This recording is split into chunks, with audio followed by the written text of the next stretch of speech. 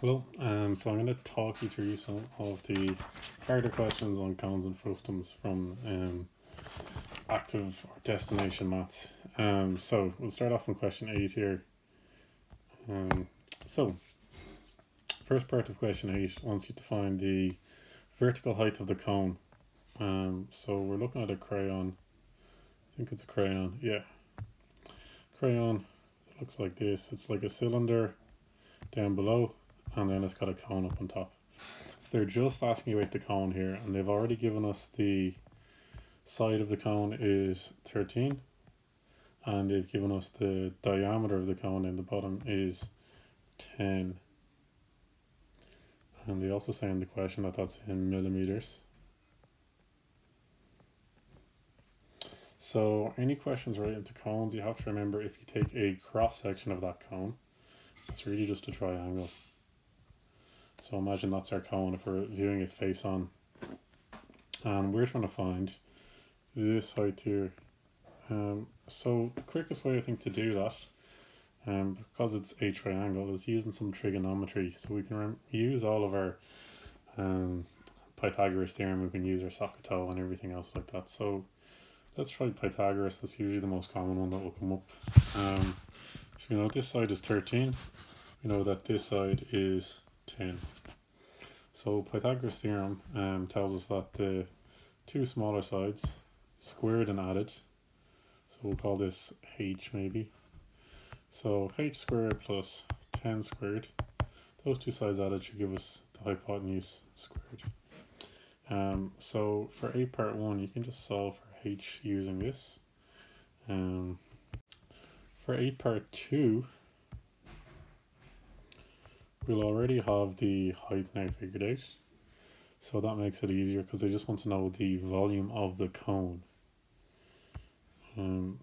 So we'll look at the log tables, get the formula for the volume of a cone as a third times pi times the radius squared times h. Now one thing I noticed in this question, they want you to show that it's 100 pi. So an answer of 100 pi means it's in terms of pi. So we're not going to sub in anything for pi here.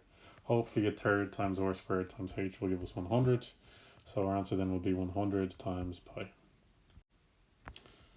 Okay, so part 3 to this question looks a little bit harder because they phrase it a weird way, but it's not really so bad. They say that the volume of the cylinder, so let's call that VC, the volume of the cylinder, is equal to 11 times the volume of the cone. So 11 times the volume of the cone. I'm going to actually use a little triangle for this. And I'll draw a little cylinder down here for this one. So we have two different approaches we can take here. One of them is if we know the volume of the triangle, then we multiply it by 11. Because we should know from part 2. So the volume of the cone times 11 will give us the volume of the cylinder. Then we just add the volume of the cylinder plus the volume of the cone, and that'll give us the total volume. Or we could take a shortcut and we could say, well, the total volume is equal to the volume of the cylinder plus the volume of the cone, but the volume of the cylinder is 11 times the volume of the cone. Adding on the volume of the cone, which is just 1 time the volume of the cone, so that we get 12 times the volume of the cone overall as the total volume of the crayon. Part 4 then wants us to find the total height of the crayon. So what we do here is we find the height of the cone and the height of the cylinder. Again, it's really important for any calculation here that we're recognizing this is made up of two different shapes. So the height of the cone we already figured out in part 1, so we just need to get the height of the cylinder. So obviously we don't know that yet, but what we do know about the cylinder can maybe help us get there. So one thing we do know is the volume. So the volume of a cylinder is pi r squared h. Now we are able to fill in the volume, because we know the volume. And we know the radius is 5 millimeters. And we know what pi is. So we can actually solve this to get h. That'll give us the height of the cone, and we'll just add on the height of the cylinder. I would leave h as it is at the moment, because I think that the total volume of the cone is going to be I think 1100 pi, maybe something like that. So if you have pi on this side and pi on the right hand side, we can just cancel them out. Every term is pi as part of it. And that'll give you the answer to part 4 of 8. And part 5 then is kind of interesting. It talks to us about a box of crayons. So we know that there's going to be 2 rows of 8. So we have 1, 2, and then 1, 2, 3, 4, 5, 6, 7, 8. So 16 crayons in there altogether. They want to know the total, just the smallest dimensions. So basically, if we were to put all the crayons in a box, and we have to be able to fit 8 of them along this way, 2 of them along that way, and then however tall the crayon is as well. So we already know the total height of the crayon, so that bit should be easy. To get this, we're just going to add 4 radii. So the radius, the radius, the radius, and the radius. We can just say 2 times the diameter, so 10 and 10, 20 millimeters altogether. And then to go crossways, do the same thing. If each of these is 10 across, then 10, 20, 30, 40, 50, 60, 70, 80 millimeters across this way. Now if we've already figured out the height of that box, that will be the third dimension, but this is just looking at it from above. Then the final part of question 8, part 6, just asks us to find the volume of the box. So the volume of a cuboid is going to be length times width times height. So whatever those 3 dimensions are, you just multiply them by each other. And that'll give you the total volume. So we'll look at question 9 now. Question 9 deals with a frustum. So it's going to be kind of cone-like, like this, but with a missing section at the top here. So I'll try and do a bit nicer than that.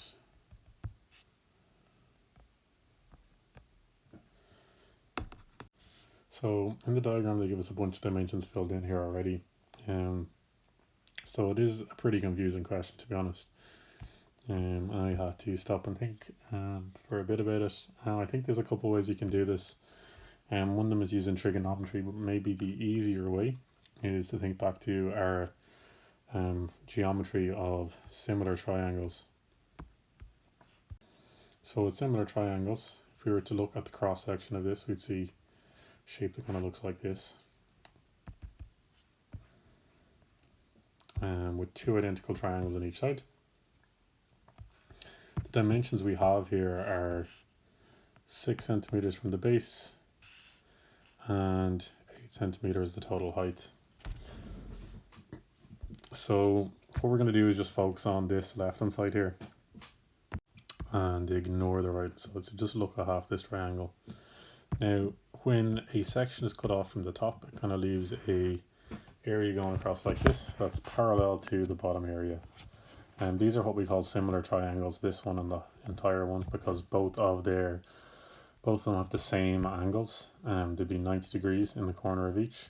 This one is going to be the same as well, and then the third one has to be the same because the 3 angles add up to 180 degrees. So again, 90 degrees is the same in both angles, or both triangles. This angle is the same in both triangles because it forms part of the big one and part of the small one. And the third one has to be the same because the 3 angles have to add up to 180 degrees. So 2 similar triangles. Similar triangles, one of the fun facts about them is that their sides are split up proportionally. So the ratio between them should be the same. So we can say the ratio of 2 over or is equal to the ratio of 8 over 6. So we can actually just solve this from here then to find or. So cross multiply. Or times 8 is 8 or, and 2 times 6 is 12.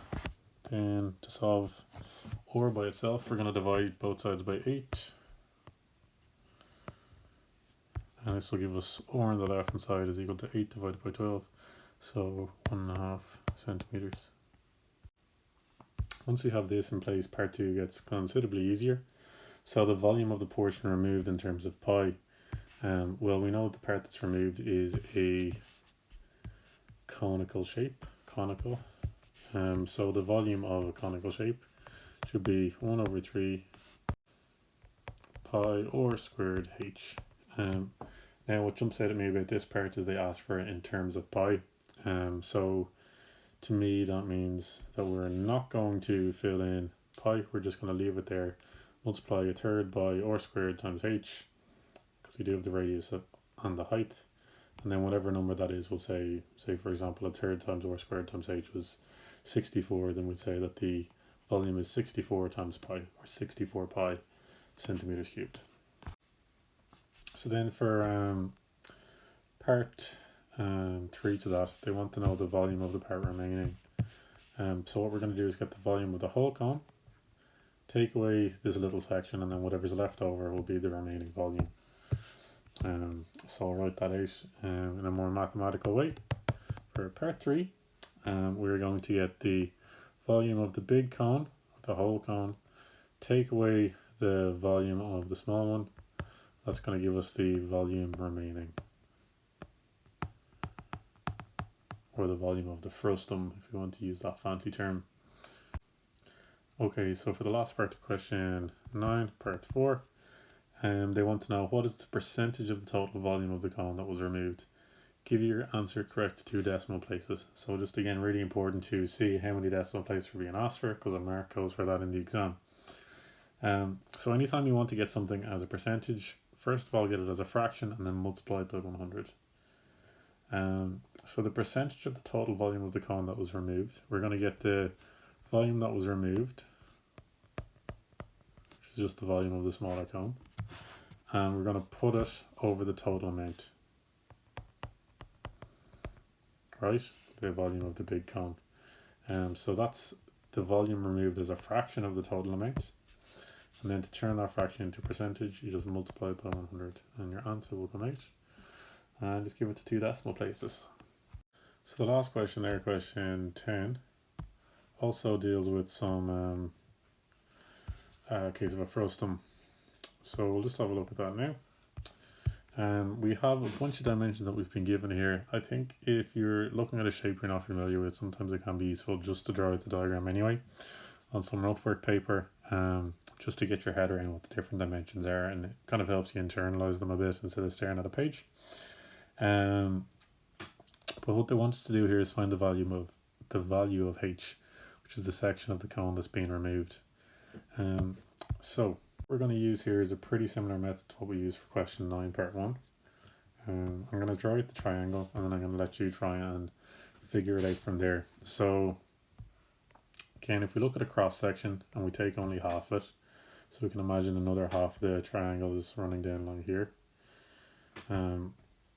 We know that this is a right angle triangle, and we know that the bottom dimensions are 10.5 centimeters and the height is 24 centimeters. We know that a line parallel to the bottom goes through it, creating a length here of 7 and an unknown height here of h. Know that these are similar triangles because they both share this angle here. It's part of this triangle and it's part of the other one. And they both have an angle of 90 degrees that they make at the bottom corner here. So having those 2 angles the same means that these are similar triangles, because the third one then has to be the same, because the 3 angles in a triangle have to add up to 180. So what you want to do is make a ratio of the size of the smaller triangle. And that ratio has to be equal to the same ratio for the size of the bigger triangle. And then you should be able to use that to solve out for h. Remember that it has to be the corresponding sides though. So in the ratio, if h is on top here, then 24 has to be on top on the other side, because they're both this side, going between this angle and the right angle. Similarly, if 7 was on top, on one side, then 10.5 would have to be on top on the other ratio. I'm going to give you a little bit less help with that, but hopefully your experience of question 9 will carry you through. For part 2, they want you to find the volume of the removed portion. This is again pretty similar to question 9 part 2, but hopefully you'll have a bit more practice to be able to do that as well yourself. And then similarly for part 3, when you're asked to find the volume of the portion remaining, again going to be a very similar process to what you've seen in question 9. Getting the total volume of a big cylinder, and then taking away the volume of this part. So whatever you're left over with once you've taken away the smaller part will be the volume of the frustum remaining.